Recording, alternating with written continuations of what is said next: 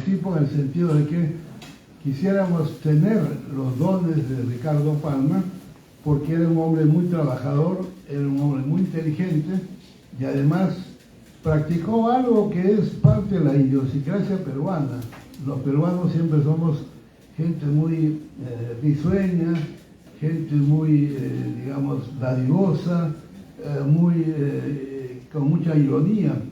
Yo he tenido la suerte de ser profesor y ser además alumno antes de maestros de extraordinario talento que manejaban la literatura, la cultura y la ironía con mucha sapiencia, que era el caso del doctor Carlos Araníbal, el caso del doctor Luis Alberto Sánchez, el caso de Alberto Tauro, de Estuardo Núñez, que fue nuestro maestro y que llegó a ser director de la Academia de Ricardo Palma aquí, de la cátedra de Ricardo Palma aquí en nuestra universidad.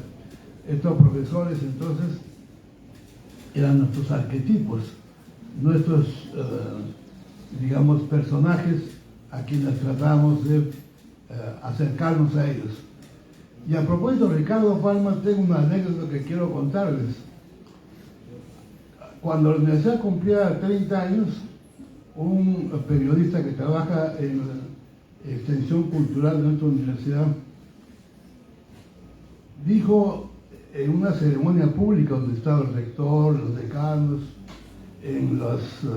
aquí en el busto de Ricardo Palma se hacían flores, romerías, ante tanta gente, dijo: quiero darles una noticia, que me he encontrado en un periódico una entrevista y una conversación que sostuvo Ricardo Palma con el doctor Wilfredo Capsoli. Y entonces todo el mundo se sorprendió. Y dice que yo llegaba en Madrid a una cafetería y veo a don Ricardo Palma leyendo su libro. Entonces le acerco, le digo: maestro Ricardo Palma, usted por acá. Y el doctor levanta la cabeza y me dice: profesor Capsoli, ¿quién es usted por acá? Aquí pues le digo, he venido invitado a la universidad para hacer unas charlas. Ah, qué bien, toma asiento. Y establece un diálogo. Bueno, pasó, y cuando yo llegaba en la tarde a la universidad me encuentro con un profesor, un ingeniero. Me dice: Wilfredo, me dice, qué bien, hermano, te felicito. La entrevista que has tenido con Ricardo Palma, estoy yo, atención, le digo, hermano, Ricardo Palma murió en 1919, yo nací en 1945, lo que pasa es que este periodista ha hecho una entrevista ficcional, ¿no? Con lo cual, bueno, ha sorprendido a la gente, pero también ha servido para divertir, alegrar. O sea, parte, digamos, de la ironía está presente y algunas veces hay que estar atento a que no dejemos de lado, ¿no?, la tradición, la ironía frente a la historia y la realidad concreta. Bien, otra, por favor, otras. Bueno, ahí están las características de Ricardo Palma como tradicionista. Cada tradición, Ricardo Palma dejó más de 470 tradiciones. Son pequeños cuentos, pequeños relatos de unas 4 o 5 carillas.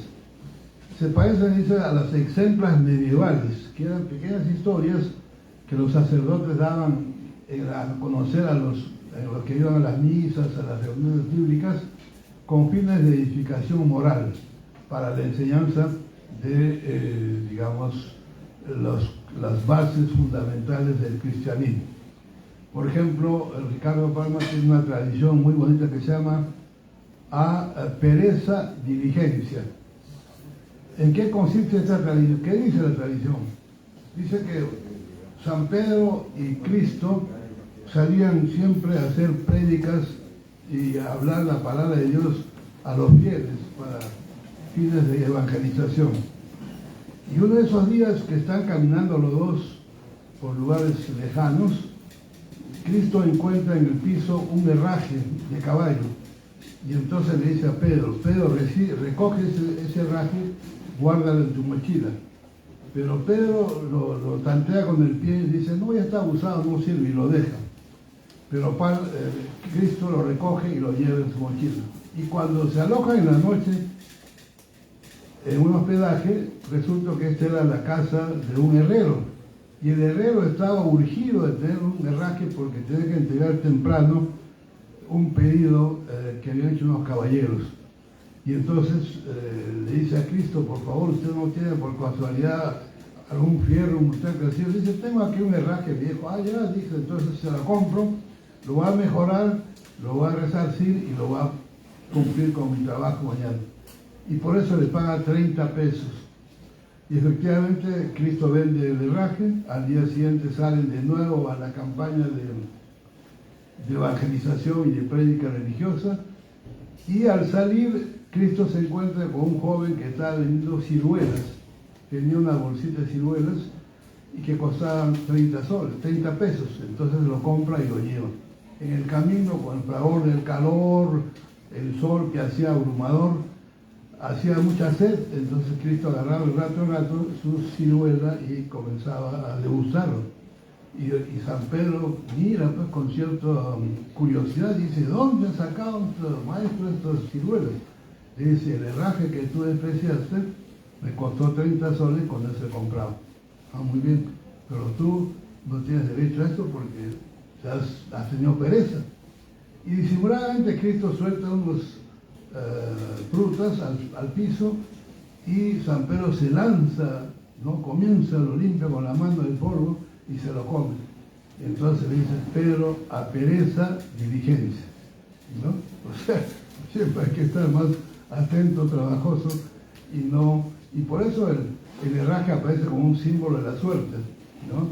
En las casas de la sierra aparece como un signo protector, y mucha gente tiene sus anillos, ¿no? El herraje para la buena suerte, y los que juegan, apuestan a caballos en la hípica, siempre piensan también en ganar una carrera o ganar algo de dinero gracias al soporte del herraje, que es una tradición que recogió Ricardo Palma. Bien, entonces la tradición tiene algo de historia, tiene anécdotas, tiene ironía y creo que sería muy importante que los profesores de esta facultad hicieran que en la facultad por lo menos todos los estudiantes de las 457 tradiciones de Palma, por lo menos después haber leído unas 10 tradiciones, 12 tradiciones, ¿no? Que creo que no vienen mal a nadie. Agarren al azar cualquier tema, cualquier título y se van a, si no carcajear, por lo menos reírse de manera bastante risueña, y son entonces lecturas sumamente importantes. Bien, otras... creo que hay una relación de decanos. Acá está el doctor Estuardo Núñez, que decía el profesor San Marquino, que ha sido un miembro de nuestra casa de estudios. Es un hombre longevo, vivió hasta los 103 años y ha dejado trabajos extraordinarios sobre la vida de Ricardo Palma. Avanzamos a ver la relación de decanos. Vamos a ver la relación de decanos, porque ya estamos contra el tiempo.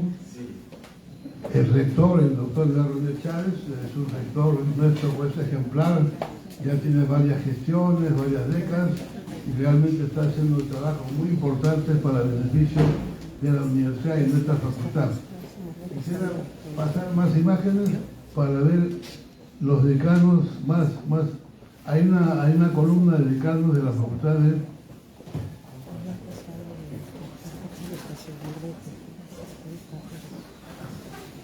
Acá están la facultad, el doctor Luis Hidalgo, que fue decano de la facultad, lamentablemente ya falleció hace unos años, fue un hombre brillante, ¿no? Hizo bastante para que la facultad progresara y fuera ejemplar. Sí, a ver, otro más, una relación de...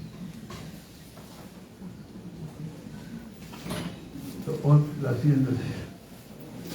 Ahí tenemos directores y decanos que han pasado dirigiendo nuestra facultad durante mucho tiempo. Está César Ramírez, Aníbal Burgos, Gilberto Pérez, después Miguel Carvajo, Alfonso Solórzano, Antonio Heredia, Carlos Rodríguez, Salazar Brito, José Calderón Piazza, que ha sido vicerrector de la universidad, Enrique Romero, que también ha sido vicerrector de la universidad, José Calderón Piazza, después Salvador Soto, Gerardo Flores, Gerardo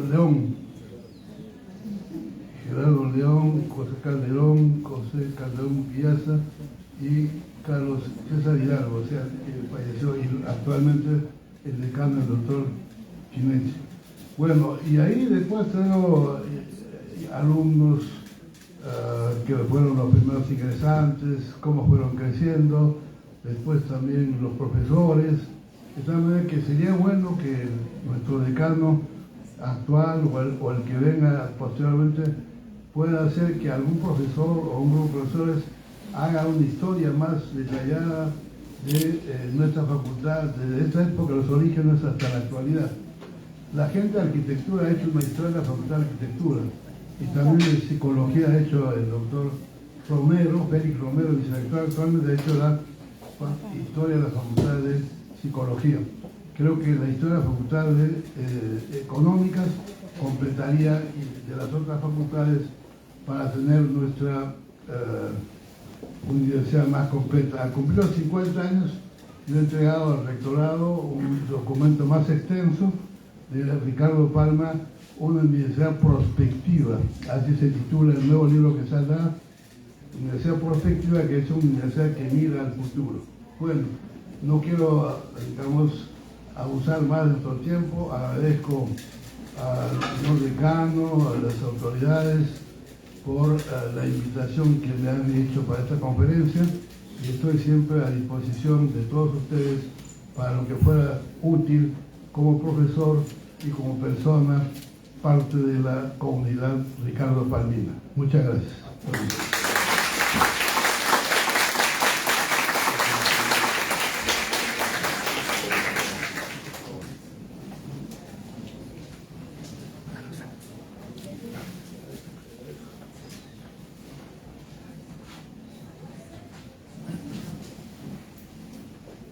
Bien, continuando con el programa, inmediatamente tenemos la presentación artística de dos violinistas juveniles de la Orquesta Sinfónica Juvenil del Perú. Nos referimos a Lindsay Alexandra Precong y Anaís Andrea Rivas Hernández, que enseguida van a interpretar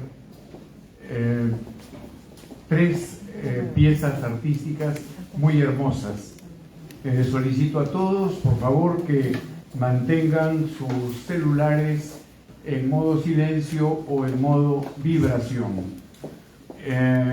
Escuchemos entonces la primera interpretación del eximio Pleyel y luego escucharemos dos interpretaciones de el autor Mazas. Adelante, Lindsay y Anaís.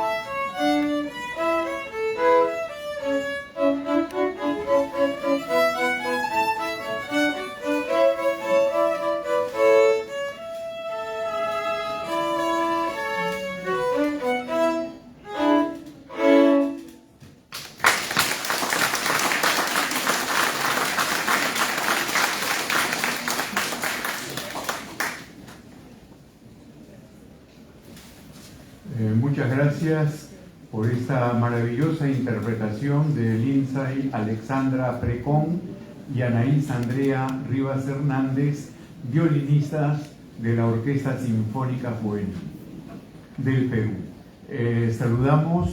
Saludamos la presencia del doctor Eduardo Arroyo, director de la Oficina de Imagen Institucional, para el cual pido un cálido aplauso.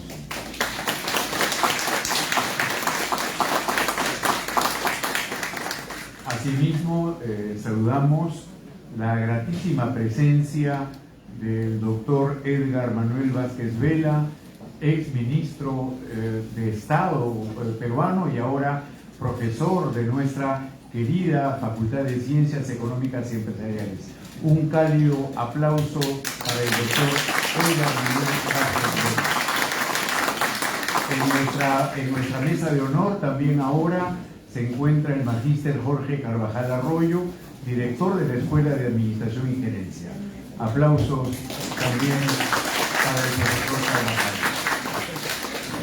Carvajal. Saludo la presencia de la profesora magíster Cintia Belina Núñez Rosales, así como también de una selecta representación de la Escuela de Administración de Negocios Globales, ¿no? Está la maestra Adriana, la maestra Margot, el maestro también está el doctor Javier Ramos de Rosas Álvarez del Villar, asistiendo a nuestra inauguración de la Semana de la Facultad de Ciencias Económicas y Empresariales. Sin mayores preámbulos, es gratísimo presentar al licenciado Víctor Manuel Arellano Berrío, que va a brindarnos una deliciosa interpretación en la guitarra. Él es especialista en guitarra andina y criolla, es licenciado en música, egresado de la Universidad San Martín de Porres. En su formación profesional tuvo como maestros al eximio guitarrista peruano Raúl García Zárate, Pepe Torres, Coco Vega y Ricardo Villanueva, entre otros. Ha participado en múltiples eventos en Lima, provincia y el extranjero. Para terminar, desde los 5 años la guitarra se convirtió en su fiel compañera, participando como solista y en agrupaciones a nivel nacional e internacional. Aplausos entonces para Víctor Manuel Arellano Berrío.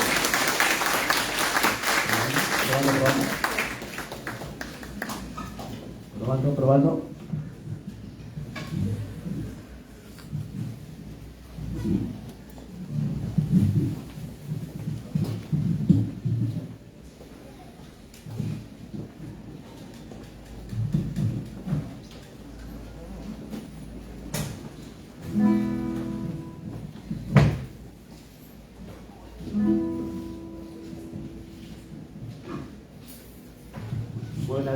Muy buenas tardes a todos, buenos días, mejor dicho. Mi nombre es Víctor y bueno, voy a interpretarles 2 temas por el aniversario de la Facultad de Economía, a todos ustedes con mucho cariño. Voy a comenzar primero con un vals peruano, se llama Callejón de Solo Calle, espero que les guste a todos, con mucho cariño para ustedes.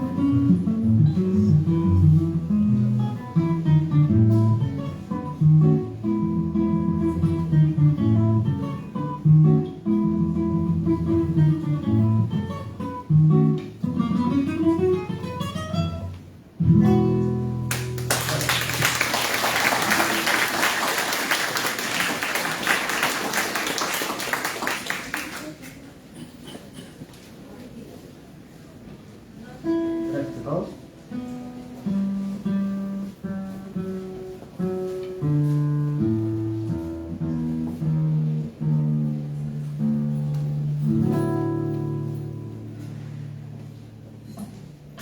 Ahora voy a interpretar unos lyrics de carnaval, están escuchando.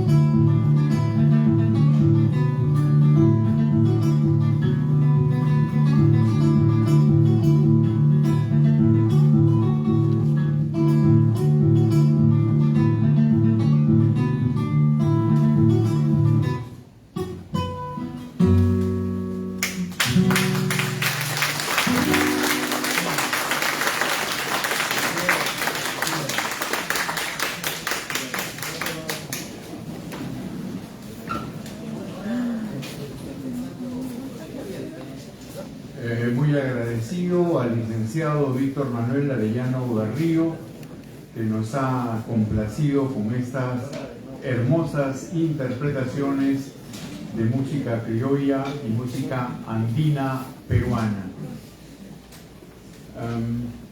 Vamos a continuar con nuestro programa. Estamos efectivamente esperando a nuestro rector, el doctor Elio Iván Rodríguez Chávez, para que inaugure oficialmente la Semana de Económicas. Esperamos, ¿no, doctor Eduardo Arroyo, que el doctor venga en cualquier momento, ¿no? A ver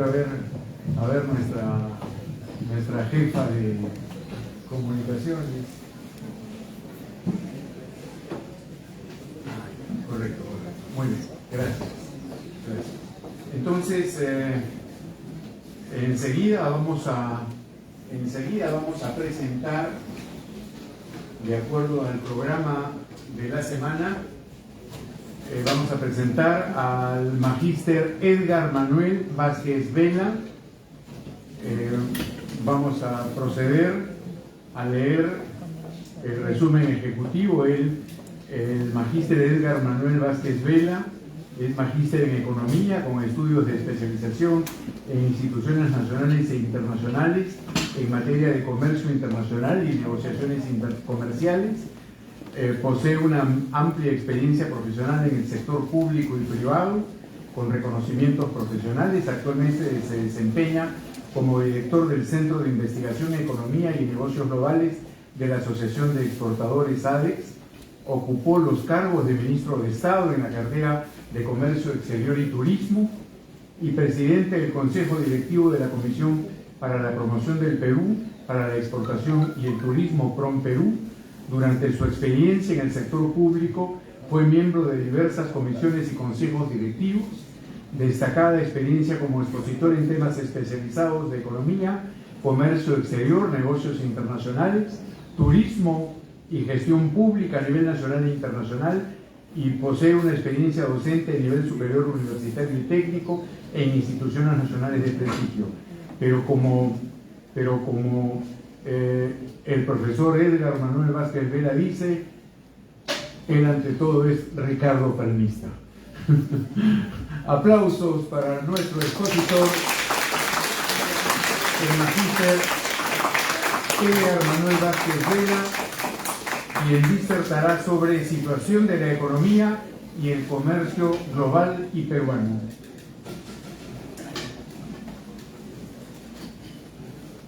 Adelante, por favor. No, por favor.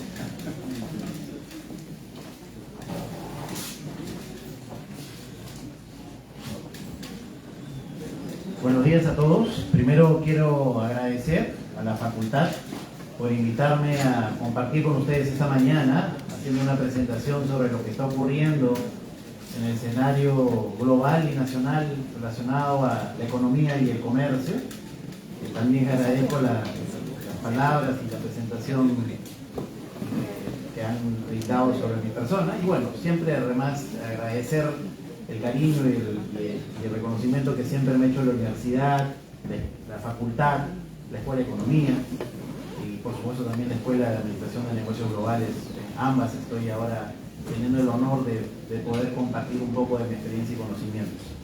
Bien, felicitar obviamente a la universidad por el aniversario de esta facultad y de esta semana que estamos celebrándola.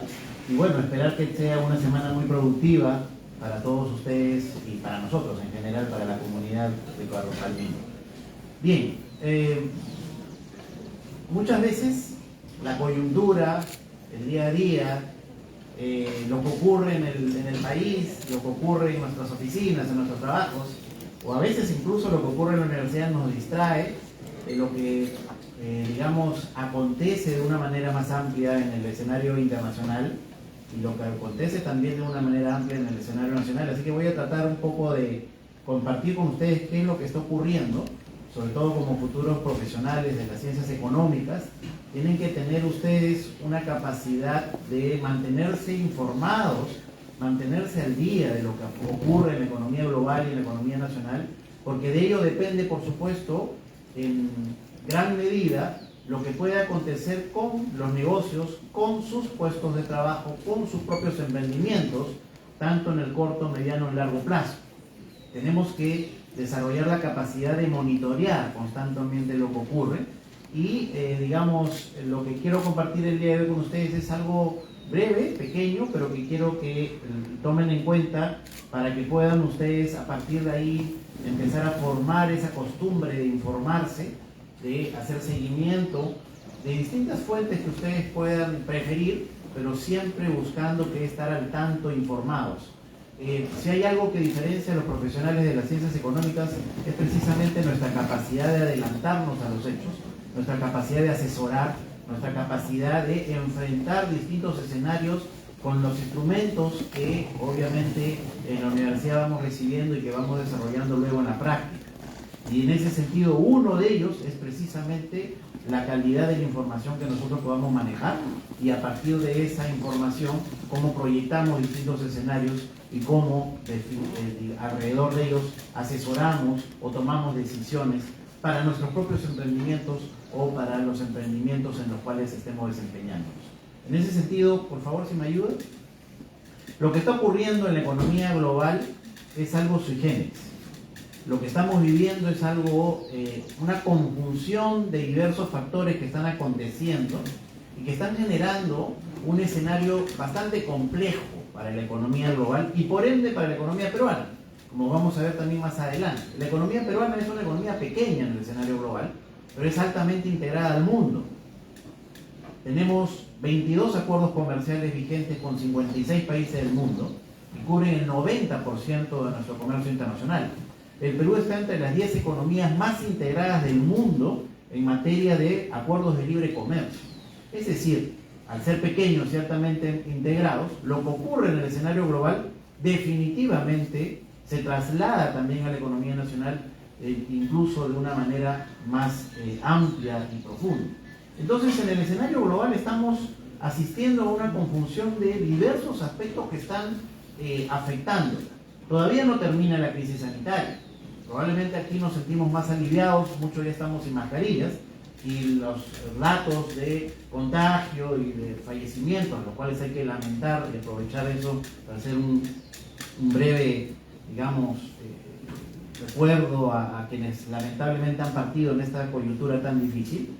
Pero en el mundo todavía hay países en los que esto está significando una lucha constante y que además está implicando impactos en la economía global, y me refiero por ejemplo a China, en donde todavía se cierran ciudades, en donde todavía se cierran puertos, en donde todavía se están cerrando importantes secciones industriales que de una u otra manera están trasladando todavía sus impactos a la economía global. Es decir, todavía el escenario sanitario no ha terminado de concluir y tenemos que seguir monitoreando, porque como ya hemos tenido la experiencia, puede aparecer una nueva cepa, algo más contagiosa y rápidamente, debido a la globalización, se difunde por el mundo. Entonces, no hay que bajar los brazos, no hay que relajarse al 100%, hay que mantener un monitoreo de lo que ocurre en el mundo, lo que ocurre con las nuevas cepas y cómo esto podría, obviamente, volver a impactar en una economía como la peruana.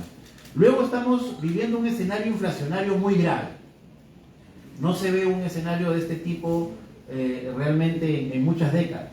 Estamos hablando de, además, un escenario que tiene como parte de sus sustentos los importantes recursos económicos que el mundo en su conjunto ha trasladado para luchar contra la crisis. Es decir, la masa monetaria a nivel global es tan amplia que ha generado una expansión de la demanda que no ha sido acompañada por la oferta en esa rapidez, porque montar una planta no es de un mes al otro, ¿no?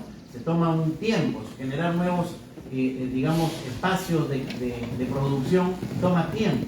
Y a eso se le ha sumado factores como sequías en el hemisferio norte, inundaciones en el Asia Oriental y obviamente, como también voy a adelantar voy a mencionar más adelante, el conflicto entre Rusia y Ucrania. Es decir, hay una confluencia de factores que están generando un escenario inflacionario muy fuerte, importante, que en estos momentos está orientando la mayoría de los bancos centrales liderados por la Reserva Federal de Estados Unidos a elevar tasas de interés para luchar contra este proceso inflacionario, la inflación, el alza generalizada de los precios al consumidor en las economías, y que obviamente al hacer esto van a generar una desaceleración de la economía como lo estamos ya empezando a vivir, y voy a mostrarle algunas cifras más adelante.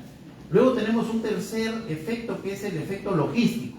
Ya veníamos antes de la pandemia en realidad bastante afectados en la logística, porque las grandes líneas navieras han ido fusionándose, el mercado se ha ido consolidando en pocas manos, y eso por supuesto ha generado un poder, digamos, de negociación muy importante de las líneas navieras. Luego de ello vino la guerra comercial entre Estados Unidos y China, que generó dificultades en la logística entre estos países. A eso se le sumó la crisis del COVID con cierre de puertos, luego hubo un atoro en el canal de Suez, y ahora, y después de eso, una impresionante demanda por contenedores en China, que generó que sea más rentable mandar contenedores vacíos hacia la China que llenarlos por el tiempo que requerían hacerlo. Entonces, eso generó todo un desorden en la logística que ha elevado enormemente los precios para comerciar internacionalmente. En los últimos meses se está viendo ya una tendencia a la baja, pero aún se encuentran los precios muy por encima de lo que solían estar. Antes, para exportar un contenedor podrías pagar entre $1.500 y $1.800, y en un determinado momento llegaba a costar hasta $12.000 por contenedor en el momento más álgido de la crisis. Entonces, dependiendo de la ruta y por supuesto dependiendo de los destinos. Pero esta es una circunstancia que todavía nos está acompañando en términos de costos. A eso se le suma el riesgo geopolítico, ¿no? La guerra comercial entre China y Estados Unidos, que se extiende hacia otras regiones, la posibilidad de nuevos conflictos, como en algún momento, hace no muchas semanas atrás, tuvimos en Taiwán esta situación de tensión que generó toda una alerta global, y finalmente el conflicto Rusia-Ucrania, que nos sigue persiguiendo y que por supuesto está generando unas distorsiones importantes en la economía global. Vamos a ir a algunos datos muy rápidos sobre estos factores que están confluyendo en estos momentos. Bien, todo esto está generando que la economía global se desacelere. Miren, si uno veía los pronósticos del Fondo Monetario, del Banco Mundial, etcétera, a inicios del año, se esperaba que la economía del mundo crezca alrededor de 4 o por encima de 4% este año. Ahora los pronósticos, todos los organismos internacionales han reducido sus pronósticos, algunos de una manera más profunda que otros. El Fondo Monetario, en su último reporte de octubre, considera que el mundo este año va a crecer 3.2% y que el próximo va a crecer solo 2.7%. Eso es 0.8 puntos porcentuales menos de lo que esperaba a inicios del año. No es el único organismo internacional que está reduciendo sus perspectivas de crecimiento para la economía global. El Banco Mundial lo ha reducido aún más, ha reducido su pronóstico en 1.2 puntos porcentuales. Considera que este año el mundo solo va a crecer 2.9%, es decir, ya lo pone por debajo del promedio histórico de la economía global de los últimos 20 años antes de la pandemia. Entre el 2000 y el 2019, el promedio de crecimiento de la economía mundial fue de 3%. Cuando la economía crece por encima del 3%, el comercio global se acelera aún más. Y cuando la economía del mundo crece por debajo del 3%, el comercio global se desacelera. Y con ello también, por supuesto, la economía peruana, como vamos a ver más adelante. La OECD espera que este año el mundo crezca solo 3%. Este es 1.1 puntos porcentuales menos de lo que esperaba a inicio del año. Y la que es más pesimista es la Organización Mundial de Comercio. En octubre de este año, hace solo unos cuantos días atrás, en su último reporte ha mantenido su proyección para un crecimiento de solo 2.8% para la economía del mundo. Eso es 1.3 puntos menos de lo que esperaba a inicio del año. ¿Por qué es importante mencionar esto? Porque, nuevamente, diversos negocios van a verse afectados por la desaceleración de la economía global. Y aquí tenemos futuros administradores de negocios globales, futuros economistas, contadores, administradores, que van a tener que hacer frente a este escenario, que tienen que saber preverlo y que tienen, ojo, la mayoría de las empresas a estas alturas ya está empezando a cerrar su planificación del 2023, tanto presupuestal, estratégica y operativa. Y por supuesto, se tiene que prever cuál va a ser el escenario que esa empresa, que ese negocio, que ese emprendimiento va a enfrentar. Y si no sabemos captar la información, si no sabemos interiorizar en nuestras líneas de trabajo cómo, digamos, analizar la economía global y lo que ello puede, digamos, extrapolar hacia la economía peruana, podemos ser muy optimistas, invertir, gastar y luego dar un escenario de pérdida operativa en el 2013. O viceversa, ¿no? De repente somos más pesimistas en un escenario diferente y más bien no aprovechar al máximo las oportunidades que nos presenta el escenario. Por eso, no todo elemento relacionado a la economía y los negocios, tenemos que hacer un monitoreo del entorno muy estrecho.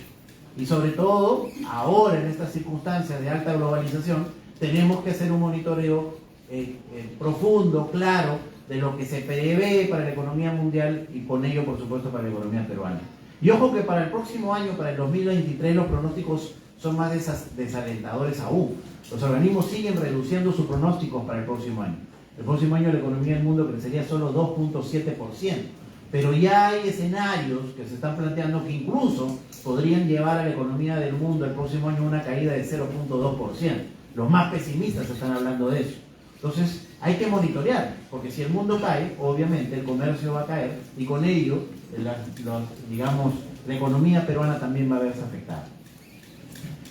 Y miren, ¿cuáles son las economías que van a mover esta circunstancia de desaceleración? De lejos, la economía más importante del mundo, Estados Unidos, se prevé solo un crecimiento de 2.6% para este año. Ojo que si ustedes ven lo que se esperaba en enero se esperaba que la economía norteamericana crezca 4.4%, ahora ya se espera que crezca menos. Y para el próximo año se espera que solo crezca 1%, cuando antes se preveía que iba a crecer 3.8%. Es decir, hay un proceso de desaceleración fuerte, importante, en la economía más grande del mundo, que mueve mucho del relacionamiento internacional y además que es el principal destino de las exportaciones con valor agregadas del Perú. Europa igual, se espera ahora un crecimiento de solo 3.2%, cuando antes se esperaba que crezca 4%. Y para el próximo año solo se espera que crezca 0.7%, cuando a inicios de año se esperaba que en el 2023 podrían crecer hasta 2.8%. Los pronósticos también están reduciéndose para Europa. Miren para China. China se esperaba que este año crezca, en enero de este año se esperaba que crezca 4.8%, casi 5 puntos. Ahora está esperándose solo un crecimiento de 3.2%. Y para el próximo año sí se mantiene una aceleración prevista para la economía china de 4.4%. Y en ese escenario América Latina va a mantenerse en un escenario también complejo. Este año se espera que solo crezca 3.5%, mientras que el próximo año solo crecería 1.7%. Acá sí, luego voy a mostrar las cifras para Perú. Para Perú hay algo preocupante, porque hasta antes de la pandemia, la economía peruana, sin ninguna, digamos, si uno ve en largo plazo, los últimos 20 años, había sido la economía más dinámica de América Latina, creciendo por encima del promedio siempre. Este 2022, la economía peruana va a crecer, después de muchos años, décadas, por debajo del promedio latinoamericano. Y eso sí es muy preocupante, vis-a-vis lo que necesitamos los peruanos para nuestra economía y, por supuesto, para la generación de empleo. La siguiente, por favor. Bien, veamos algunas cifras de lo que está aconteciendo. A nivel global, los casos siguen subiendo. Ya tenemos casos confirmados, miren, más de 600.000 casos confirmados, de los cuales tenemos más de 6,5 millones de fallecidos a escala global. En el Perú solamente estamos hablando de 4 millones de casos confirmados. Es decir, hay una circunstancia que todavía no pasa. Estamos hablando de las cifras de octubre, ¿no? Y lo preocupante es que el coronavirus en estos momentos tiene dos variantes que son las prevalentes a escala global, la Delta y la Omicron, pero se están generando, es posible que se generen nuevas cepas sobre las cuales hay que seguir monitoreando. Si bien la vacunación ha avanzado, no en todos los países del mundo ha sido homogénea y eso genera riesgo de, precisamente, de que nuevas cepas puedan generarse y con eso, por supuesto, nuevas olas de contagio puedan desarrollarse. Pero a eso se le suman nuevas, digamos, el coronavirus no es el único virus que puede generar riesgo en la humanidad. Hace no mucho apareció la viruela del mono, en el Perú también es uno de los países que más contagios está teniendo Así como ello, ha aparecido un helipavirus, que le llaman Lanya en China, que también tiene riesgo de manifestarse como un virus global. Es decir, en el futuro, como ya lo dijo Bill Gates, el gran riesgo para la humanidad son los virus. Y tenemos que prepararnos para ello. Ojo que la experiencia tan dramática que hemos vivido con el coronavirus tiene que servirnos de algo. Tiene que servirnos para no repetir los mismos errores. Tiene que servirnos para planificar y tiene que servirnos también a nosotros como ciudadanos para tener un comportamiento diferente al que tuvimos durante la primera gran ola de este virus. Y en ese sentido, ya desde la perspectiva de los negocios, hay que monitorearlos. Porque ¿qué ocurrió durante esta época? Gran crisis internacional. Casi todos los sectores cayendo y en recesión. Pero también hubieron algunos, y esto digamos entre comillas, ¿no?, que tuvieron oportunidades, ¿no? Hubieron 3 grandes sectores ganadores de la gran pandemia que hemos tenido, lamentablemente, nuevamente entre comillas ganadores, ¿no? Porque nadie puede, digamos, vanagloriarse de ganar en una crisis tan dramática como la que vivimos. Pero el comercio y las industrias farmacéuticas están bollantes, están teniendo ingresos y han generado comercio como nunca en su historia. Luego los componentes electrónicos, todos tuvimos que comprar una computadora, una laptop o tratar de conectarnos porque todos pasamos a la virtualidad. Y lo tercero, alimentos. Fueron los únicos 3 rubros que no cayeron en el comercio internacional. Y ahí sí el Perú tiene un gran potencial. Incluso en grandes crisis y en pandemias lo que el ser humano no puede dejar de hacer es alimentarse. Y el Perú tiene ahí una gran oportunidad. La siguiente, por favor. Por el lado de la inflación, lo que está pasando es impresionante. Lo que se espera en la mayoría de los precios promedio para este año, según el Banco Mundial, es de terror. El promedio para los fertilizantes casi 70% de incremento sobre el 30% que ya se había incrementado en el 2021. En el caso de los alimentos, 23% de incremento en los precios promedio sobre el casi más de 6% que ya se había incrementado el año pasado. Ni qué decir la energía. 50% de crecimiento promedio de los precios de la energía, combustible, gas, etcétera, sobre el más de 35% que ya se habían incrementado en el 2021. Es decir, el escenario de inflación global es muy dramático y casi todos los sectores de la economía y del quehacer diario de los ciudadanos tienen alguna afectación en sus precios. Y lo estamos viviendo todos los días, ¿verdad? Con aquellos que van a los supermercados, a los mercados, etcétera, vemos cómo ahora, por ejemplo, en las góndolas antes encontrábamos con facilidad aceite de girasol y ahora no lo vemos, ¿no? O encontrábamos a un precio y ahora está el doble, etcétera. Es decir, hay una situación que va más allá de lo que pasa en la economía nacional, que está pasando a nivel global y que está generando que este año la inflación en los países en desarrollo como el Perú se pronostica que va a superar el 8% y en los desarrollados se va a acercar al 6%. Y lo más dramático es que se espera que esto se reduzca en 2023 dadas las políticas contracíclicas que están imponiendo los bancos centrales, pero sobre todo en los países desarrollados, en donde se espera que ya empiecen a lograr alcanzar su tendencia. Ojo que en los países desarrollados el promedio de una inflación anual es 1.5, mientras que en los países en desarrollo es 3%. El próximo año los países desarrollados tendrían una inflación promedio de 2.5, es decir, menor a la de este año, ya acercándose a su promedio normal. Pero los países en desarrollo no. Todavía estaríamos en un escenario de 6.5% de inflación, que sigue siendo muy alto, y que la inflación es el peor impuesto sobre todo para los pobres. Porque cuando los precios suben y los sueldos no suben en la misma magnitud o simplemente no suben, obviamente el poder adquisitivo de cada uno de nosotros se reduce, tenemos menor capacidad de alimentarnos, de vestirnos, de pagar nuestras cuentas, y por ende también empiezan a elevarse los ratios de desnutrición, la pobreza obviamente, los problemas de salud, etc. Es decir, es una situación grave que tenemos que monitorear y por supuesto contrarrestar. Si uno ve el mapa, casi todo el mundo está pintado o de rojo o de rosado, es decir, tenemos inflaciones que superan el 6% para este año, y esa es una circunstancia nuevamente que tenemos como profesionales o futuros profesionales de las ciencias económicas interiorizar, porque esto afecta a la competitividad. En algunos casos genera posibilidades de salir de mercados y en otros también genera oportunidades.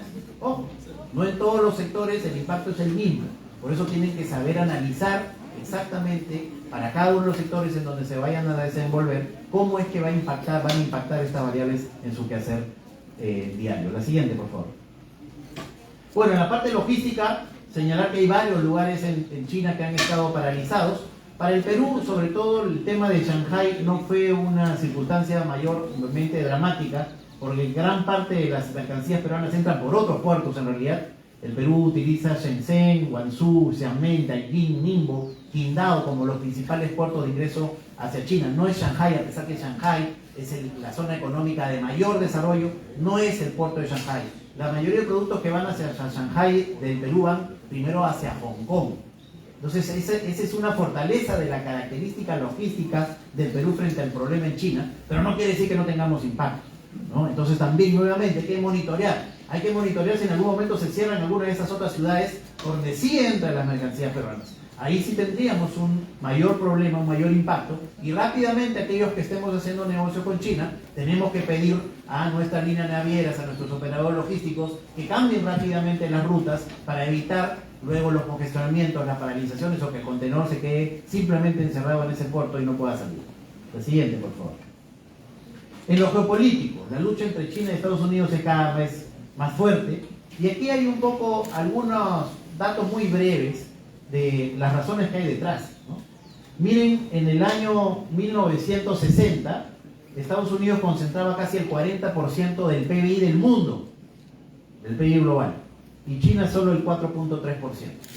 Miren ahora en el 2020, Estados Unidos sigue siendo la economía más grande del mundo, pero miren cómo ha reducido su relevancia, de casi 40% a casi 25%.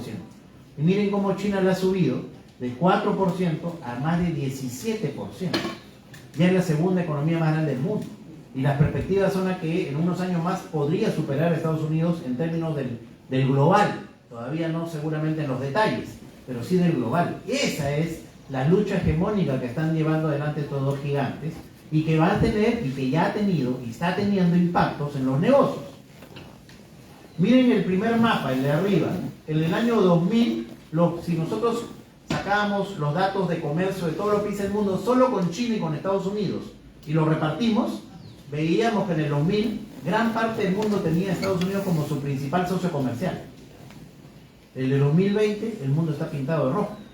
Gran parte de los países ahora tienen como principal socio comercial a China. Es decir, la situación de comercio global ha cambiado dramáticamente. Estados Unidos de lejos ha dejado de ser el principal socio comercial de la mayoría de los países del mundo. Esta es la lucha hegemónica que se está dando. Se ha manifestado, por ejemplo, con medidas durante el gobierno del presidente Trump, salvaguardias, algunos impuestos y diversos aspectos para un poco modigerar las importaciones de Estados Unidos y de China.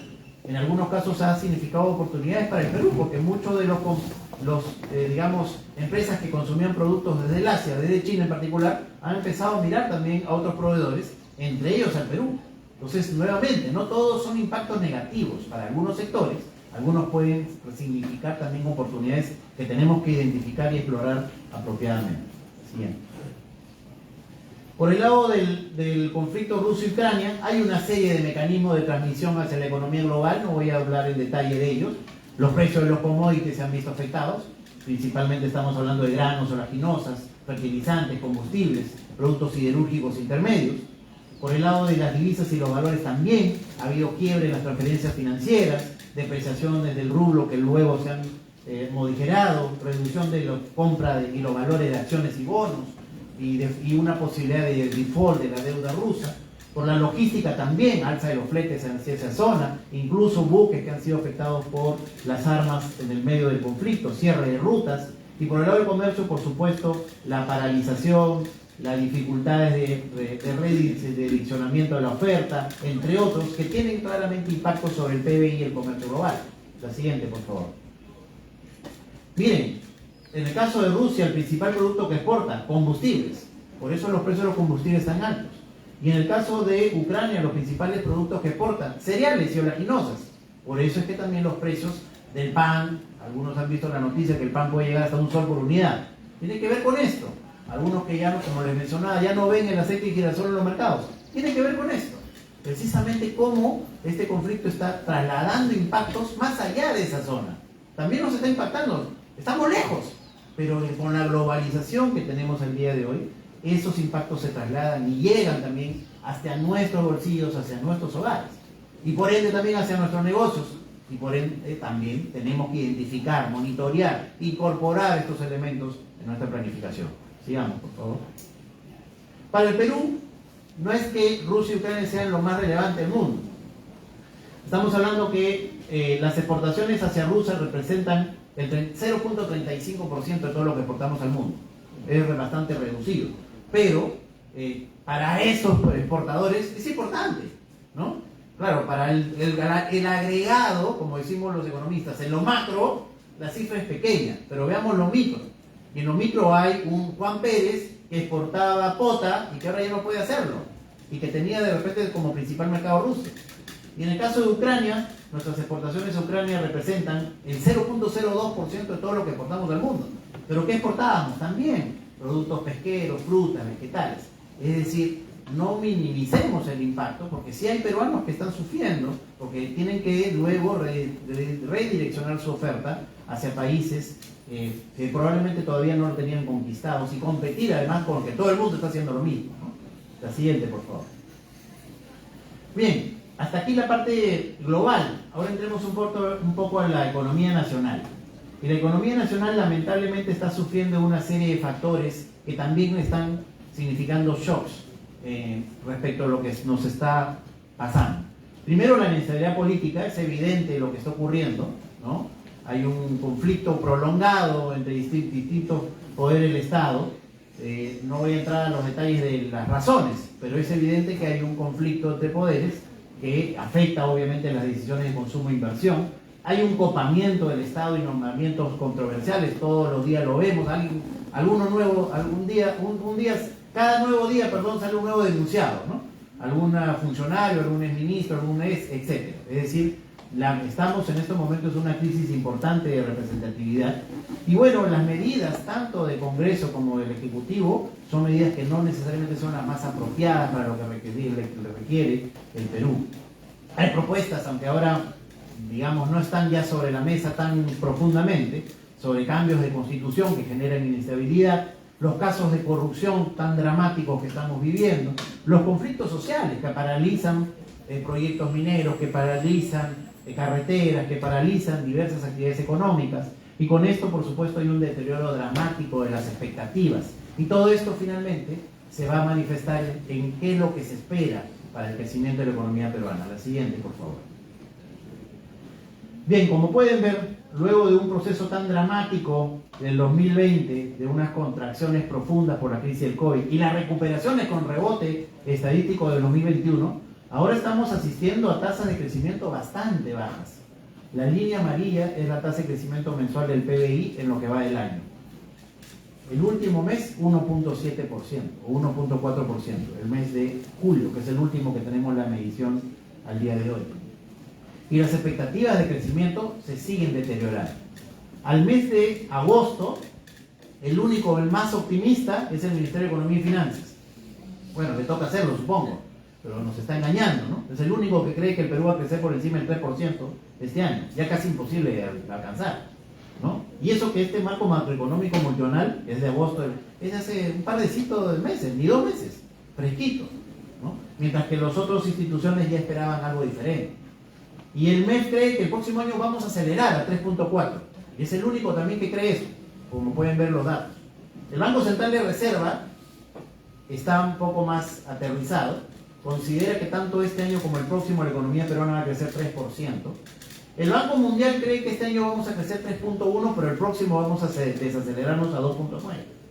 El Fondo Monetario Internacional es más pesimista sobre el Perú. Cree que este año solo vamos a crecer 2.7 y el próximo 2.6. Y la CEPAL, para este año, porque no tiene proyecciones todavía para el 2023, es la más pesimista de lejos. Considera que el Perú solo va a crecer 2.5%. Este es el escenario que está viviendo el Perú. Y ustedes dirán, bueno, pero estamos creciendo. Sí, pero no es suficiente para absorber la mano de obra que se ha perdido en pandemia. Y la nueva mano de obra que año a año sale de las aulas. Porque ustedes algunos estarán en 10º ciclo y ya están buscando trabajo o ya están trabajando, lo van a empezar a hacer. Para absorber esa mano de obra, el Perú necesita crecer 5 o 6% como mínimo promedio anual. Y estamos creciendo menos de la mitad. Y eso también se refleja en los negocios. Y eso también se refleja, por supuesto, en los ingresos que las empresas pueden obtener o no. y por ende en los empleos que puedan generar. Y nuevamente caemos en lo que estamos haciendo en la facultad, ¿no? Ustedes como futuros administradores de negocios globales, economistas, contadores, marketing internacional, ¿no? Global, perdón, y administradores de turismo. Entonces, ese es el escenario que van a enfrentar y tienen que saber incorporar en su planificación lo que se espera para la economía nacional. Por eso es que se espera que la inversión este año crezca cero y que el próximo probablemente caiga, por las malas perspectivas que tenemos. No me refiero a malas perspectivas en que la economía peruana va a caer, sino que en este caso no crece lo suficiente. Y recuerdan el pronóstico que les había mencionado, aquellos que hayan estado atentos, sobre qué es lo que se espera para América Latina este año. ¿Alguien se acuerda? De repente el profesor Jorge Rosa sí vio. 3.5%. Y miren cuánto se espera para el Perú este año. CEPAL 2.5%, el más optimista MEF 3.3%. Es decir, entre el 2000 y 2019, antes de la pandemia, el Perú fue la economía más dinámica de América Latina. Y ahora vamos a crecer por debajo del promedio, tanto en 2022 como en el 2023. Eso nos tiene que llevar a una reflexión profunda de lo incorrecto que estamos haciendo con nuestra economía, con nuestras políticas, sobre todo desde la política. Nos estamos enfrentando a un escenario que no veníamos viendo en los últimos 20 años. Vamos a crecer menos que América Latina. Es decir, van a haber países que esta vez van a crecer más que nosotros. Y eso es algo preocupante que tenemos que reflexionar y por supuesto sobre lo cual tenemos que todos trabajar y poner un grano de arena en corregir. La siguiente, por favor. Bueno, y eso se debe a las expectativas, ¿no? Seguro Jorge y todos quienes se están formando en economía, sobre todo, sabrán, en economía las expectativas lo son todo. Lo son todo. Si tú crees que en adelante te va a ir mal las cosas, la economía le va a ir mal, porque las decisiones de consumo e inversión se van a retraer. En economía, si uno cree, estos son los datos, ¿qué es lo que esperan los empresarios de acá? Solo 3 meses, he puesto el dato de 3 meses, el de corto plazo, porque hay otro también a 12 meses. Tanto para la economía como para su sector. Cuando nos colocamos por debajo del 50, estamos en el tramo pesimista, es decir, creemos que en los próximos 3 meses vamos a estar peor que lo que estamos ahorita, para la economía y para nuestro sector. Miren, y lo voy a decir con mucha transparencia, después de la gran crisis del COVID 2020 que empezamos a recuperar las expectativas, ¿qué cambio hubo a partir de abril de 2021 y donde vemos a partir de ahí que empieza a bajar todo? Una primera rueda de elecciones. Y después de eso que hubo un nuevo gobierno. Y no ha parado. Las expectativas en el Perú están en el tramo negativo, hay que decirlo con todas sus palabras, no podemos esconderlo, ¿verdad? La situación de negatividad frente a nuestro futuro es grave. Porque nuevamente, si ustedes creen que en 3 meses van a estar peor que lo que están ahora, ¿van a comprarse un auto? ¿Van a invertir en una nueva planta? Y en algunos, ¿van a matricularse a su maestría? Entonces las decisiones de consumo y de inversión se retraen.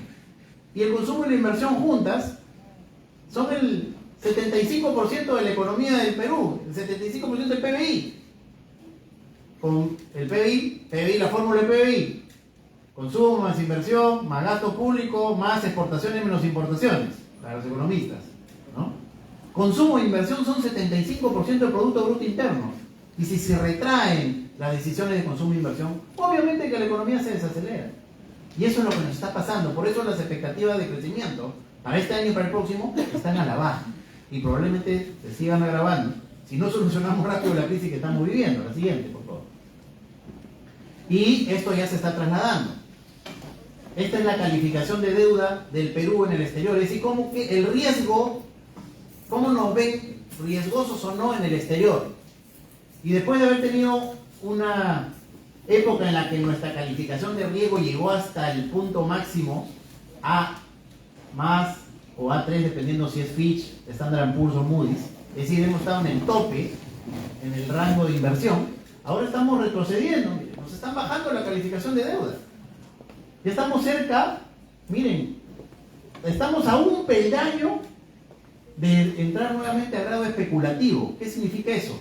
Que nos van a ver como todavía ya nos van a ver como un país riesgoso, y todo lo que sea préstamos o transferencias financieras van a ser más caras para el Perú, tanto para el sector público como para el privado. A veces es riesgo. Entonces todavía no estamos ahí, pero hay que evitar llegar a eso, ¿no? Y para eso hay que nuevamente retomar las buenas políticas para recuperar la imagen del Perú. La siguiente.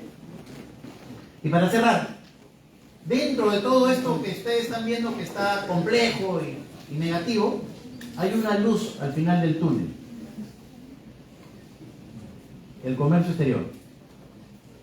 Yo siempre le digo a los alumnos de Administración de Negocios Globales, ¿no? Lo necesitamos, ¿no?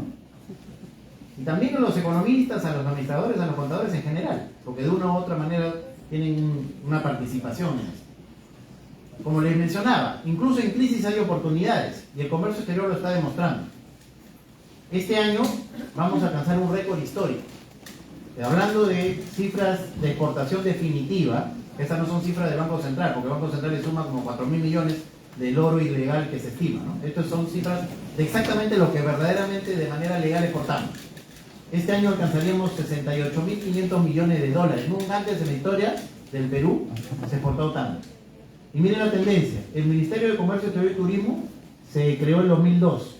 A partir de ahí se generó la Agenda de Negociaciones Comerciales, que nos ha permitido tener 22 acuerdos de libre comercio con 68 países y poder exportar a cualquier lugar del mundo.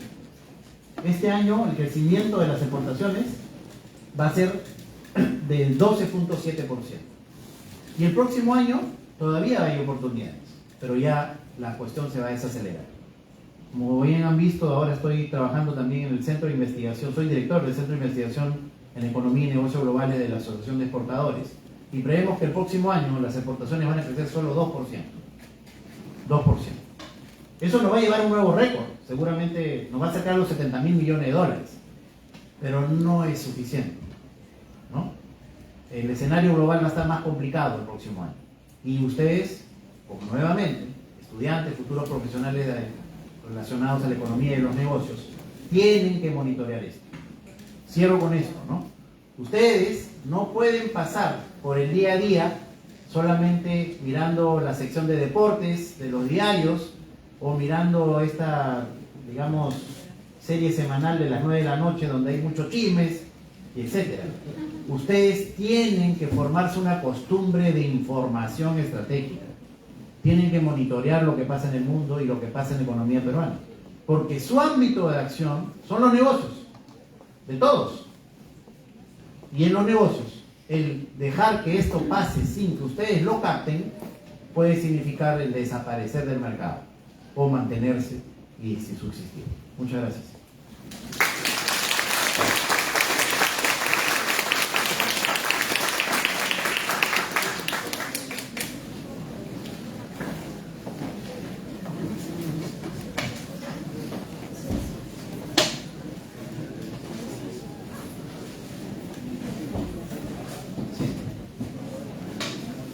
Maestra Dani, acérquese por favor. Bueno, mientras se acerca la maestra Dani, saludamos la presencia del profesor Galvez. Profesor Galvez, gracias por venir. La presencia del profesor Mario Villar, la presencia del magíster César Torres. Un aplauso para ellos, por favor.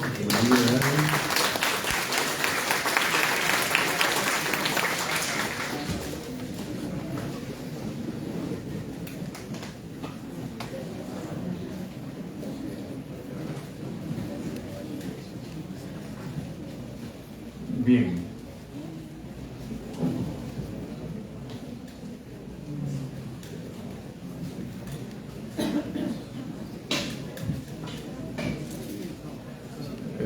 Doctor Eduardo Arroyo, vamos a suspender en vista de la avanzada hora y no tenemos